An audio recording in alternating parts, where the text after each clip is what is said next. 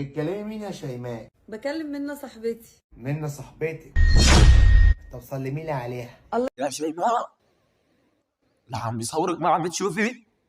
شيماء انتبهي شيماء. هي غلطت، انا كلمتك. لا يا شيماء انتبهي. ها بكلمك يا حسام. كنت عاوز احكي لك حكايه كده حصلت مع محمد صاحبي اول امبارح.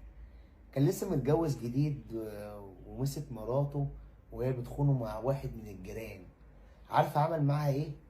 ايه؟ خلص. يعني التليفون جنبك، كيف ما تحسي؟ كيف التليفون جنبك؟ انتبهي التليفون قاعد بصورك. شلون يعني؟ لا لا ولو ايه؟ خلص عليها. طب وهو يعمل ليه كده من الاول؟ ما كان يقول لها وينفصلوا احسن وخلاص. عارفه لو كنت مكانه يا شيماء كنت عملت ايه؟ كنت قطعتها حتت قبل ما اخلص عليها. عشان الست الخاينه هو ده مقامها، تتقطع. عشان مفيش اي مبرر يخليها تخون مهما كان المبرر ايه. ولا انت ايه رايك؟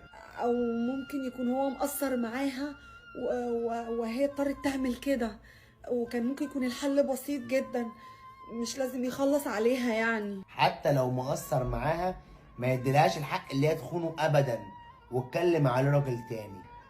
صح؟ يعني انت مثلا لو خنتيني مفكره انا بس هكتفي ان اخلص عليكي؟ وانت ليه يا حسام يعني بتشبهني بمرات صاحبك؟